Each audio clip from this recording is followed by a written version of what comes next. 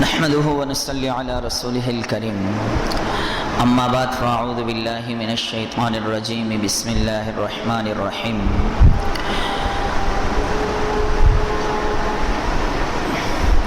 يا ايها الانسان ما غرك بربك الكريم الذي خلقك فسواك فعدلك في اي سورة ما شاء ركبك كلا بل تكذبون بالدين۔ میرے قابل صد احترام محترم عزیز و دوستوں بزرگوں، اللہ رب العزت اپنے بندوں سے بے پناہ محبت فرماتے ہیں۔ اللہ تعالیٰ نے ہم سب کو انسان بنایا۔ آپ ذرا غور فرمائیں کہ جس لمحہ میں اور آپ پیدا ہوئے ہیں اس لمحہ کتنے جانوروں کے یہاں بھی بچوں کی ولادت ہوئی ہوگی، کہیں گھوڑے کے یہاں، کہیں کتے کے یہاں، کہیں گدھے کے یہاں، حتیٰ کہ اسی لمحہ خنزیر تک کے یہاں بچوں کی پیدائش ہوئی ہوگی۔ لیکن اللہ تبارک و تعالیٰ نے ہم پر یہ کرم کیا کہ اللہ تعالیٰ نے ہمیں انسان بنایا جو کہ اشرف المخلوقات ہے۔ یہ اللہ تعالیٰ کا اتنا بڑا انعام ہے کہ جس پر اللہ تعالیٰ کا جتنا بھی شکر ادا کیا جائے اتنا کم ہے۔ اس کے بعد آپ اگلے نقطے پر غور کریں کہ جس لمحہ میں اور آپ پیدا ہوئے ہیں اس لمحہ کتنی کافرہ ماؤں کی گود میں بھی بچوں نے جنم لیا ہوگا۔ کہیں ہندو کے یہاں بچہ پیدا ہوا، کہیں عیسائی کے یہاں بچہ پیدا ہوا، کہیں یہودیوں کے یہاں بچہ پیدا ہوا، لیکن اللہ تبارک و تعالیٰ نے ہمیں کلمہ پڑھنے والی ماں کی گود میں پیدا کیا۔ یہ اللہ تعالیٰ کا وہ انعام ہے کہ جو ہم نے مانگا نہیں، اللہ نے بن مانگے ہمیں یہ نعمت عطا فرما دی کہ ہم کلمہ پڑھنے والے مسلمانوں کے گھروں میں پیدا ہوئے۔ یہ بھی اللہ تعالیٰ کی اتنی بڑی نعمت ہے کہ اس پر بھی جتنا رب ذوالجلال کا شکر ادا کیا ہے اتنا ہی کم ہے۔ پھر آپ تیسرے نقطے پر غور فرمائیں تو میرے محترم عزیزوں، اللہ تعالیٰ نے انسان کو بے حد خوبصورت اور حسین پیدا کیا ہے۔ بعض لوگوں کا فلسفہ یہ ہے کہ جی انسان تو خود بخود پیدا ہو گیا، انسان کے بنانے میں اور انسان کے پیدا کرنے میں نعوذ باللہ اللہ تبارک و تعالیٰ کو کوئی دخل نہیں ہے، انسان تو خود بخود بن گیا ہے اور خود بخود پیدا ہو گیا ہے۔ تو میرے محترم عزیزوں، جو چیزیں خود بخود بنتی ہیں وہ تو ایک جیسی بنا کرتی ہیں اور ایک ہی طرح کی بنا کرتی ہیں۔ اگر یہ انسان خود بخود پیدا ہو گیا ہے تو پھر جس طریقے سے انسان کے سر کے بال بڑھتے ہیں ایسے ہی اس کی بھووں کے بال بھی بڑھنے چاہیے، ایسے ہی اس کی پلکوں کے بال بھی بڑھنے چاہیے اور جسم کے دیگر حصوں کے بال بھی بڑھنے چاہیے۔ پھر تو یہ آدمی کم اور بھوت زیادہ نظر آئے گا۔ اگر یہ انسان خود بخود پیدا ہو گیا ہے تو جس رفتار سے اس کے ہاتھوں اور پیروں کی ہڈیاں بڑھتی ہیں اسی رفتار سے اس کی ناک کی ہڈی بھی بڑھنی چاہیے، اسی رفتار سے اس کے کان بھی بڑھنے چاہیے۔ تو پھر تو انسان کے کان جو ہیں وہ ہاتھی کے کانوں سے بھی بڑے نظر آئیں گے۔ اگر یہ انسان خود بخود پیدا ہوا ہے تو آپ غور کریں کہ 1 فٹ کا بچہ پیدا ہوتا ہے کم و بیش، اور چلتے چلتے وہ 6 ساڑھے 6 فٹ تک پہنچ جاتا ہے۔ اب جتنی رفتار سے اس کا قد بڑھتا ہے اتنی رفتار سے اگر اس کی آنکھ بھی بڑھنا شروع ہو جائے تو بھینس سے بھی بڑی انسان کی آنکھ بن سکتی ہے۔ تو میرے محترم عزیزوں، یہ جو فلسفہ ہے کہ انسان خود بخود بن گیا ہے یہ سراسر غلط ہے۔ انسان کا بالکل عدل و انصاف کے ساتھ انسان کا برابر سرابر اور انسان کا خوبصورت پیدا ہونا اس بات کی علامت ہے کہ اس کے بنانے والا کوئی ہے، اور وہ کون ہے؟ الذی خلقک فسواک فعدلک، وہ اللہ جس نے تم کو بنایا، فسواک اور برابر سرابر بنایا۔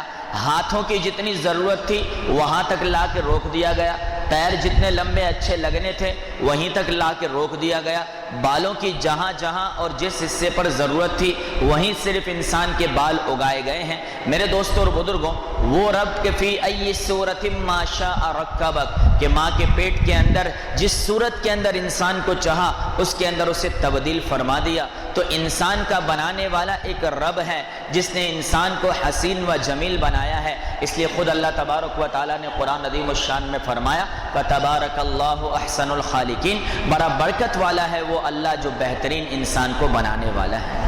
تو میرے محترم عزیزوں، انسان کو اللہ تبارک و تعالیٰ نے خوبصورت بنایا، یہ انسان سے محبت کی تیسری نشانی ہے، اور ایسا حسین بنایا کہ جتنی بھی مخلوقات اس کائنات کے اندر آباد ہیں اللہ نے سب سے خوبصورت انسان ہی کو بنایا ہے۔ آپ ذرا غور کریں تو فرمایا کہ ایک بادشاہ تھا، اس بادشاہ کو اپنی بیوی سے یعنی ملکہ سے بے پناہ محبت تھی۔ بھائی جو سوئے ہوئے ہیں ان کو تھوڑا سا اکرام کے ساتھ جگا لیجیے تاکہ بیان کرنے والے کو بھی نیند نہ آئے۔ ایک بادشاہ تھا، اسے اپنی ملکہ سے بے پناہ محبت تھی۔ ایک مرتبہ بڑے موڈ میں اپنی ملکہ کے ساتھ بیٹھا تھا اور بیٹھے بیٹھے اس کی تعریفیں کرنے لگا، ذرا زیادہ جذباتی ہو گیا تو اپنی بیوی کو قسم کھا کر کہنے لگا کہ تو چاند سے بھی زیادہ حسین ہے۔ اب اس زمانے میں دینداری کا رواج عام تھا اور فرمایا امام شافعی رحمۃ اللہ علیہ کا وہ دور تھا۔ اب جب بادشاہ نے اور بادشاہ کی بیوی نے آپس میں باتیں کی تو بیوی نے کہا دیکھیں جہاں پناہ آپ نے تعریفیں تو بہت کر دی ہیں، لیکن آپ نے قسم کھا کر جو یہ بات کہی ہے کہ میں چاند سے بھی زیادہ حسین ہوں، یہ بات میری سمجھ میں نہیں آئی۔ ایسا نہ ہو کہ جھوٹی قسم ہو جائے اور ہم گناہ گار ہو جائیں۔ بادشاہ نے بھی سوچا کہ بات تو واقعتاً صحیح ہے، چنانچہ بادشاہ نے سوچا علماء سے رابطہ کیا جائے۔ پہلے تو درباری علماء سے رابطہ کیا گیا، انہوں نے کہا جی بات تو ہماری بھی سمجھ میں نہیں آ رہی کہ انسان چاند سے زیادہ خوبصورت کیسے ہو سکتا ہے۔ چنانچہ ایک عالم نے کہا کہ امام شافعی رحمۃ اللہ علیہ سے رابطہ کیا جائے، شاید وہ اس مسئلے کا حل بتا دیں۔ چنانچہ یہ مسئلہ لے کر امام شافعی رحمۃ اللہ علیہ کے دربار میں گئے اور ان کو بتایا کہ اس طرح بادشاہ نے جو ہے وہ جذبات میں آ کر اپنی بیوی کو چاند سے بھی زیادہ حسین قسم کھا کر کہہ دیا ہے۔ اب پریشانی یہ ہے کہ بھائی اگر یہ جھوٹی قسم ہے تو پھر اس کے اوپر کوئی کفارے وغیرہ کا بھی سلسلہ ہوگا۔ امام شافعی رحمۃ اللہ علیہ نے فرمایا کہ یہ کوئی جھوٹی قسم نہیں ہے، اگر بادشاہ نے اپنی بیوی کو چاند سے زیادہ حسین کہا ہے تو واقعتاً ایسا ہے۔ اس میں فرمایا کہ کفارے کی کون سی بات آ جاتی ہے۔ اب علماء بڑے حیران ہوئے، کہا حضرت اس کی دلیل آپ کیا دیں گے؟ امام شافعی رحمۃ اللہ علیہ نے فرمایا دلیل دینے کی مجھے کیا ضرورت ہے، اللہ کے قرآن کے اندر اس کی دلیل موجود ہے۔ اللہ تعالیٰ نے فرمایا لقد خلقنا الانسان فی احسن تقویم، کہ ہم نے انسان کو بہترین سانچے میں ڈھالا ہے۔ گویا کائنات میں جتنی بھی مخلوقات آباد ہیں، کوئی بھی مخلوق خوبصورتی اور حسن و جمال میں انسان کے برابر نہیں ہو سکتی، اور چاند بھی اللہ کی بنائی ہوئی ایک مخلوق ہے، لہذا انسان کو چاند سے زیادہ حسین کہنے میں کوئی بھی گناہ گار نہیں ہو سکتا ہے۔ پھر خود نبی کریم صلی اللہ علیہ وسلم کی تعریف میں کسی فرمایا کہ اللہ والے نے یہ بات کہی ہے کہ چاند سے تشبیہ دینا کہاں کا انصاف ہے، چاند سے تشبیہ دینا کہاں کا انصاف ہے، چاند میں تو چھایاں ہیں اور مدنی کا چہرہ صاف ہے۔ تو میرے محترم عزیزوں، انسان کو اللہ تعالیٰ نے پوری کی پوری مخلوقات میں سب سے زیادہ خوبصورت بنایا ہے۔ پھر ایک قدم اور آگے بڑھیں تو اللہ تعالیٰ نے اس انسان کو عزت بھی بہت عطا فرمائی ہے۔ پہلے تو خود قرآن میں فرمایا کہ وَلَقَدْ كَرَّمْنَا بَنِي آدم، کہ ہم نے بنی آدم کو بڑا معزز اور بہت زیادہ عزت والا پیدا کیا ہے۔ اب اس کے بعد میرے دوستوں اور بزرگوں، ابھی یہ انسان پیدا نہیں ہوا لیکن اس کی عزت اور مرتبے کا سلسلہ پہلے ہی شروع ہو گیا ہے۔ اللہ تعالیٰ نے پیدا ہونے سے پہلے ہی فرشتوں سے کہہ دیا وَإِذْ قَالَ رَبُّكَ لِلْمَلَائِكَةِ إِنِّي جَاعِلٌ فِي الْأَرْضِ خَلِيفَةً، کہ میں زمین پر اپنا خلیفہ اور اپنا نائب بنانے والا ہوں۔ گویا کہ آیا انسان بعد میں، اس کا مقام اللہ تعالیٰ نے پہلے ہی بتا دیا۔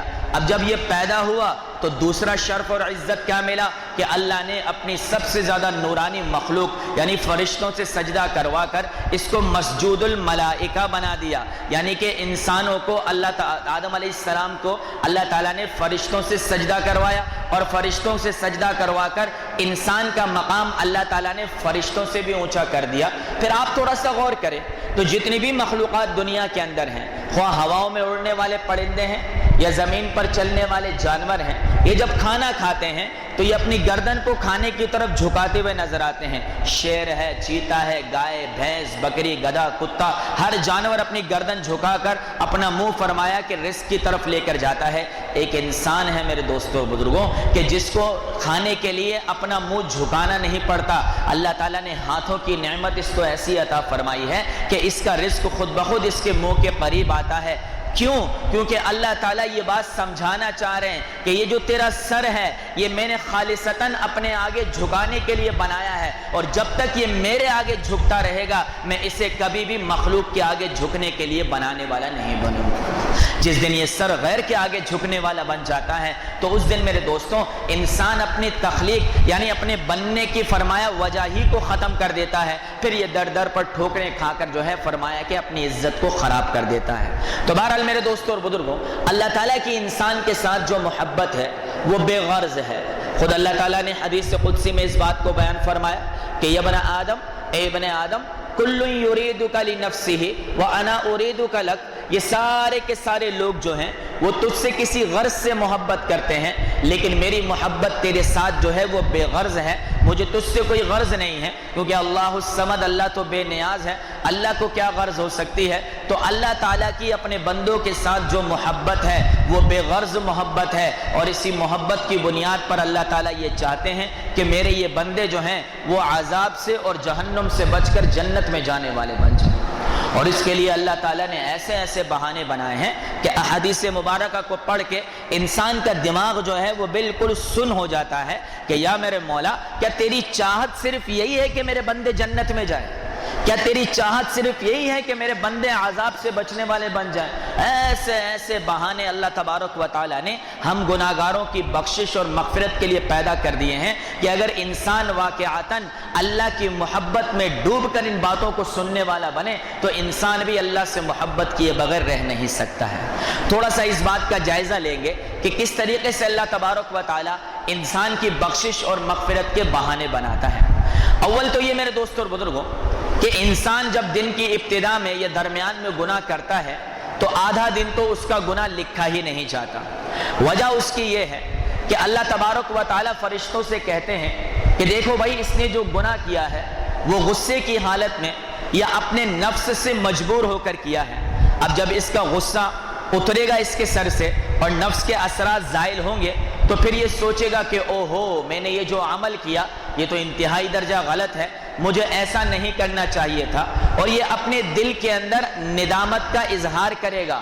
زبان سے اپنے گناہ پر معافی نہیں مانگے گا بلکہ اپنے دل میں سوچے گا کہ یار یہ مجھ سے غلطی ہو گئی ہے اور آئندہ ایسا نہیں کروں گا۔ اور حدیث پاک میں آتا ہے کہ الندم توبۃ، کہ ندامت جو ہے وہ بھی توبہ ہے۔ لہذا انسان جب اپنے کسی گناہ پر اپنے دل میں شرمندہ ہوتا ہے، زبان سے اقرار نہیں کرتا، صرف دل میں شرمندہ ہوتا ہے، اس پر بھی اللہ تعالیٰ اس کے تمام گناہوں کو معاف فرما دیتے ہیں۔ ایسا کیوں ہے؟ اس لیے کہ اللہ فرماتے ہیں میرا بندہ تو مجھے بہت پیارا لگتا ہے۔ ایک قدم اور آگے بڑھیں میرے دوستوں، یہ آدمی ہے، بعض اوقات انسان کے اندر اتنی اکڑ ہوتی ہے کہ اکڑ کی وجہ سے یہ گناہ کرتا ہے اور جانتا بھی ہے میں نے گناہ کیا ہے، لیکن پھر بھی نہ نادم ہوتا ہے نہ شرمندہ ہوتا ہے، اور اپنی اکڑ کے اندر اور اپنی تکبری کے اندر یہ چلتا چلا جاتا ہے۔ لیکن اللہ تعالیٰ تو چاہتا ہے کہ اس کو معاف کیا جائے، تو اللہ تبارک و تعالیٰ نے دیگر مخلوقات کے ذمے لگا دیا کہ تم زمین پر چلنے والوں کی طرف سے توبہ استغفار کیا کرو۔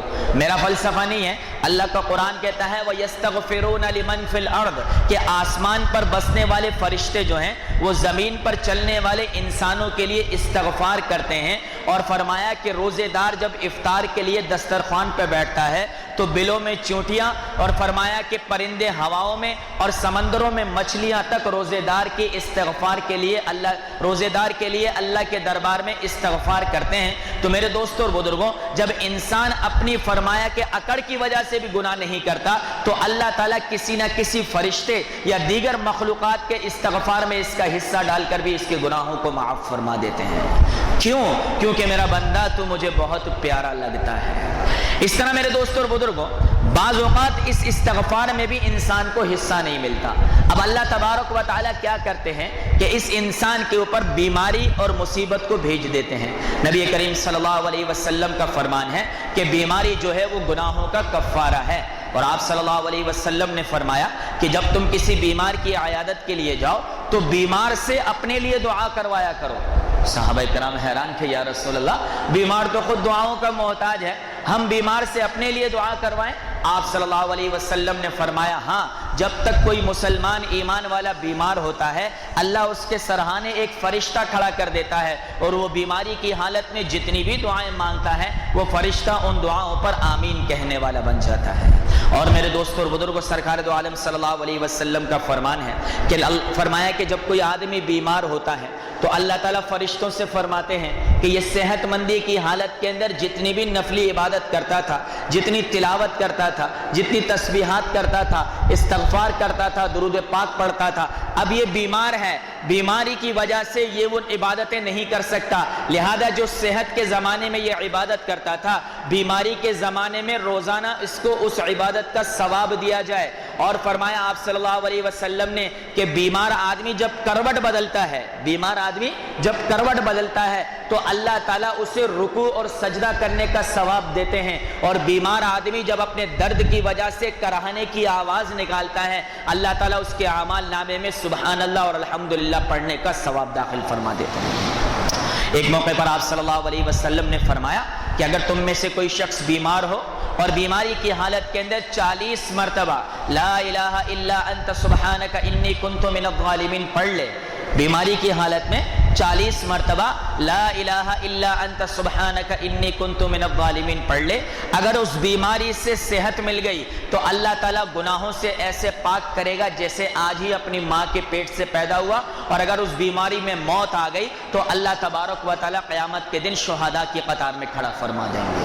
تو میرے دوستوں اور بزرگوں، اندازہ لگائیں کہ کیسے کیسے بہانے ہیں، ایسا کیوں ہے؟ کیونکہ میرا بندہ تو مجھے بہت پیارا لگتا ہے۔ پھر رمضان کا مہینہ تو خود فرمایا کہ مغفرت کا مہینہ، اور فرمایا رمضان کا مہینہ تو وہ مہینہ ہے کہ جس میں معافی کی لوٹ سیل لگی ہوتی ہے، جس میں معافی کی لوٹ سیل لگی ہوتی ہے۔ حضور اکرم صلی اللہ علیہ وسلم کا فرمان ہے کہ روزانہ افطار کے وقت ایسے 60,000 لوگوں کو جن پر جہنم واجب ہو چکی ہے، اللہ تعالیٰ ان کی مغفرت کا فیصلہ فرما دیتے ہیں۔ حضرت حسن بن علی رضی اللہ تعالیٰ عنہ فرماتے ہیں کہ روزانہ افطار کے وقت ایسے 6 لاکھ لوگوں کو جن پر جہنم واجب ہو چکی ہے، ان کی معافی کا اعلان کر دیا جاتا ہے۔ حضرت ابن عباس رضی اللہ تعالیٰ عنہ کا فرمان ہے کہ آپ صلی اللہ علیہ وسلم نے فرمایا کہ روزانہ افطار کے وقت ایسے 10 لاکھ لوگوں کو جن پر جہنم واجب ہو چکی ہے، ان کی معافی کا اعلان کر دیا جاتا ہے۔ تو ایسی سیل تو میرے دوستوں اور بزرگوں آپ کے یہاں شہر کراچی کے کسی بڑے بازار میں نہیں لگتی ہوگی، جیسا افطار کے وقت گناہگاروں کی معافی کی سیل اللہ تعالیٰ لگا دیتا ہے۔ تو اگر 10 لاکھ کا حساب لگایا جائے تو ایک مہینے کے اندر 3 کروڑ لوگوں کو اللہ آزاد کرتا ہے۔ اگر ہم نے 10 رمضان دیکھے ہیں تو 30 کروڑ لوگ میری اور آپ کی زندگی میں آزاد ہو چکے ہیں۔ یہاں تو 10 سے زیادہ دیکھنے والے بیٹھے میں 30 کروڑ لوگوں میں کہیں نہ کہیں تو اللہ تعالیٰ نے ہم جیسے گناہگاروں کا بھی نام شامل کر دیا ہوگا۔ میرے محترم عزیزوں دوستوں اور بزرگوں، اللہ کی ذات تو وہ ذات ہے جو توبہ کر لیں نا، ہم زبانی کر لیں، اس پر دلیل بھی نہیں مانگی جاتی۔ آپ دیکھیں دنیا کا ایک اصول ہے، ایک آدمی دنیا میں کسی سے اپنی محبت کا اظہار کرتا ہے، وہ کہتا ہے کوئی دلیل دو، کوئی ثبوت دو تو بات کریں، اوروں کو چھوڑیں۔ بعض اوقات آدمی اپنی بیوی سے بھی محبت کا اظہار کرے تو بیوی کہتی ہے جی مجھے تو محسوس نہیں ہوتا کہ آپ میری خیال کرتے ہیں، آپ تو جو کرتے ہیں دوسروں کے لیے ہی کرتے ہیں۔ یہ بیویوں کا معاملہ بڑا عجیب ہے۔ رمضان المبارک ہے نا، ماں دور رہتی ہے نا، 2 سموسے بھی ماں کو ڈال کے جاؤ گے نا، اتنی دعائیں دے گی، اتنی دعائیں۔ اور ان بیویوں کو تو پورا اگر فرمایا بنس روڈ بھی بالٹی کے اندر ڈال کے چلے جاؤ گے تو بھی کہیں گے جی فلاں چیز منگائے تھے وہ تو آپ بھول کے آ گئے۔ ارے اللہ کی بندی، جو لایا ہوں اس پر تو شکر گزاری کر، پھر جو بھول گئے اس پر انشاءاللہ بات کر دیں گے۔ روزہ کون سا 1 دن کا ہے، 30 دن کا؟ ماں کو، بہن کو 2 سموسے 2 جلیبی ڈالو نا، ڈھیر ساری دعائیں ملی کرتی ہیں۔ اور یہاں سارا بنس روڈ بھی ڈال دو تو دعاؤں کی امید تو نہیں، پہلے ڈھونڈتی ہے کیا چیز کم ہے، پھر کہے گی جی فلاں چیز تو آپ لائے نہیں ہیں۔ تو بہرحال معاملہ عجیب ہے۔ اگر آدمی اپنی بیوی سے محبت کا اظہار کرے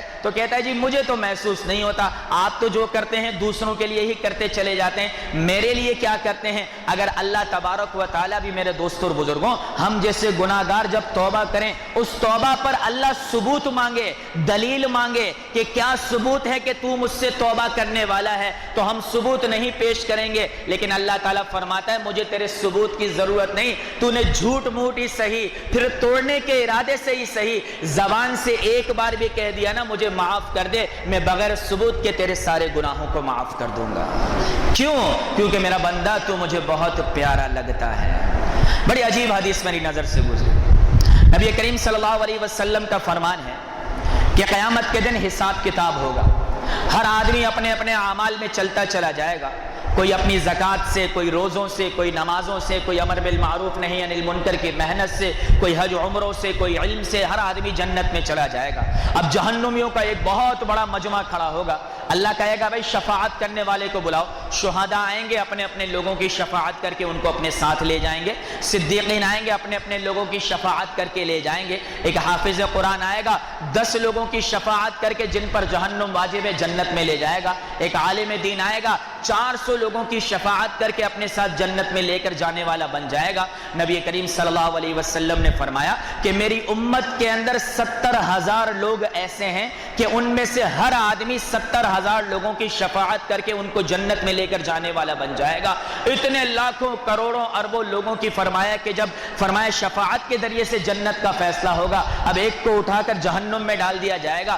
جہنم کی آگ میں وہ جل رہا ہوگا، اس کی پلکوں کا ایک بال اللہ کو متوجہ کرے گا، اس کی پلکوں کا ایک بال اللہ کو متوجہ کرے گا کہ یا باری تعالیٰ میں اس بات کی گواہی دیتا ہوں کہ ایک مرتبہ کسی مجلس میں یہ اپنے گناہوں کی معافی مانگتے ہوئے رویا تھا، اس کی آنکھ سے ایک آنسو کا قطرہ مکھی کے سر کے برابر نکلا تھا۔ میں حدیث عرض کر رہا ہوں، مکھی کے سر کے برابر نکلا تھا، جس سے پوری آنکھ بھی گیلی نہیں ہوئی، نہ رخسار پہ آیا، لیکن میں گیلا ہو گیا تھا۔ میں یہ گواہی دیتا ہوں کہ وہ قطرہ تیرے خوف سے تھا۔ اللہ تعالیٰ فرمائیں گے جبرائیل جاؤ اعلان کر دو کہ پلک کے ایک بال کی شفاعت پر ہم نے اس کی بخشش فرما دی ہے۔ کیوں؟ کیونکہ میرا بندہ تو مجھے بہت پیارا لگتا ہے۔ میرے محترم عزیزوں، دوستوں اور بزرگوں، ہم کہاں تک اللہ تعالیٰ کی رحمت کی بات کریں گے؟ آخری بات کر کے اپنی بات کو میں ختم کر دیتا ہوں۔ اللہ تبارک و تعالیٰ کا بڑا عجیب معاملہ ہے کہ اللہ تبارک و تعالیٰ ہم جیسے گناہگاروں کے گناہوں پر ستاری والا معاملہ کرتے ہیں۔ ایک مثال سن لیجئے، اللہ تعالیٰ نے آدم علیہ السلام کو پیدا فرمایا اور آدم علیہ السلام کی پسلیوں سے اماں حوا کو پیدا کیا اور دونوں کو جنت میں ڈال دیا، اور جنت میں ڈالنے کے بعد فرمایا جو کھانا ہے کھاؤ، وَلَا تَقْرَبَا هَذِهِ الشَّجَرَةَ، اس درخت کے پاس مت جانا، یعنی اس درخت کا پھل نہ کھانا۔ بہرحال آدم علیہ السلام نے وہ فرمایا، دانہ کھا لیا۔ قرآن کہتا ہے وَلَمْ نَجِدْ لَهُ عَزْمًا، وہ کھاتے وقت ان کے ذہن کے اندر، دل دماغ کے اندر نافرمانی نہیں تھی، وہ ایک بھول تھی جو ہو گئی۔ اب اس بھول کے ہونے پر 3 کام ہوئے۔ پہلی بات، جنت کا لباس اتار دیا گیا، ایسا کہ اپنی سطر کو ڈھانپنے کے لیے بھی پتوں کی ضرورت پڑ گئی۔ دوسری بات، جنت والا جو گھر تھا وہ چھین لیا گیا اور دنیا کے اندر اتار دیا گیا۔ اور تیسری بات، اس بھول کا تذکرہ اللہ تعالیٰ نے جو ہے وہ قرآن عظیم الشان میں فرما دیا۔ اب میرے دوستوں اور بزرگوں، آپ سوچیں اگر یہی معاملہ میرے اور آپ کے ساتھ ہو، اللہ تعالیٰ طے فرما دے کہ بھئی اس رمضان المبارک سے طے ہے، اب جو مرد بد نظری کرے گا، اب جو عورت بے پردہ چلے گی، اب جو عورت کھلے بالوں کے ساتھ چلے گی، اب جو مرد داڑھی کٹوائے گا، پہلے تو گھر سے نکلتے ہی اسے ننگا کر دیا جائے گا، اس کے کپڑے اتار دیے جائیں گے۔ آج کے بعد جو حرام خوری کا کام کرے گا اور دکان پر بیٹھ کر حلال نہیں کمائے گا، دوبارہ اسے گھر آنے کی اجازت نہیں دی جائے گی۔ اور اگر صرف اتنا ہی معاملہ کر دیا جائے اللہ کی طرف سے کہ آج کے بعد تنہائی کے اندر تم جو بھی کام کرو گے، شوہر کو بیوی اور بیوی کو شوہر کے ماں باپ کو، اور فرمایا بیوی بچوں کو، سب کو تمہارے معاملات بتا دیے جائیں گے، تو ہمارا کیا عالم ہوتا۔ ارے اسے چھوڑیں، اگر اللہ تعالیٰ یہ قانون بنا دے کہ آج کے بعد گناہگار کے جسم کے پسینے سے بدبو آیا کرے گی، تو ہمارے تو قریب بھی کوئی کھڑا نہیں ہوتا۔ لیکن وہ ستار ہے میرے دوستوں اور بزرگوں، اس نے گناہوں پر پردہ کر کے رکھا ہے، لیکن کب تک؟ صرف اس وقت تک جب تک میری اور آپ کی آنکھ کھلی ہے۔ حدیث سے پاک میں آتا ہے جو عورت بے پردہ چلے گی اسے برہنہ بالوں سے پکڑ کے فرمایا کہ میدان حشر میں گھسیٹا جائے گا، میدان حشر میں انسان کے تن پر کپڑا نہیں ہوگا۔ امی عائشہ نے فرمایا کہ یا رسول اللہ، کیا مردوں عورتوں کو ایک دوسرے سے حیا نہیں آئے گی؟ آپ صلی اللہ علیہ وسلم نے فرمایا عائشہ، وہ ایسا نفسا نفسی کا عالم ہوگا کہ انسان اپنے قریب والے کی بھی پرواہ نہیں کرے گا، تو وہاں تو تن سے کپڑا لے لیا جائے گا، اور وہاں فرمایا کہ پورے گناہوں کی مووی چلا کر سارے کے سارے عزیز رشتہ داروں کو، ماں باپ، بہن بھائی، دوستوں کو بتایا جائے گا، دیکھو یہ تنہائی میں کیا کرتا تھا، دیکھو یہ تنہائی میں کیا کیا کرتی تھی۔ اس دن کی ستاری چاہیے تو آج اللہ کو منانا ضروری ہے۔ ورنہ اس دن کی ستاری کی کوئی امید نہیں ہے میرے دوستوں اور بزرگوں۔ آج اللہ تعالیٰ نے یہ معاملہ ہمارے ساتھ کیا، اپنے فرمایا پیارے نبی کے ساتھ تو اللہ کا معاملہ یہ تھا، ایک دھول ہو گئی، گناہ بھی نہیں، دھول ہوئی تو لباس لے لیا گیا، جنت کا گھر لے لیا گیا، اور قرآن میں اس دھول کا تذکرہ کر دیا گیا۔ ہم جیسے گناہگاروں سے اللہ اتنی محبت کرتا ہے، اپنے حبیب صلی اللہ علیہ وسلم کی محبت کے صدقے، اپنے حبیب صلی اللہ علیہ وسلم کی امت میں پیدا ہونے کے صدقے کہ سارے کے سارے گناہوں سے کالے ہیں، پھر بھی اللہ تعالیٰ نے سفید لباس کے ساتھ بٹھا کے رکھا ہے۔ تو بہرحال میرے دوستوں اور بزرگوں، عرض کرنے کا مقصد اتنا ہے کہ اللہ تعالیٰ ہم سے بے پناہ محبت فرماتے ہیں۔ خدا کی قسم اللہ تعالیٰ چاہتا ہی نہیں میرا کوئی بندہ جہنم کے اندر چلا جائے۔ اتنے بہانے، اگر ان سارے کے سارے بہانوں میں کسی میں بھی میں اور آپ اپنا حصہ شامل نہیں کروا سکے تو پھر ہم سے بڑا بدبخت اور کون ہوگا۔ اس لیے کسی اللہ والے نے بڑے پیارے انداز میں یہ بات کہی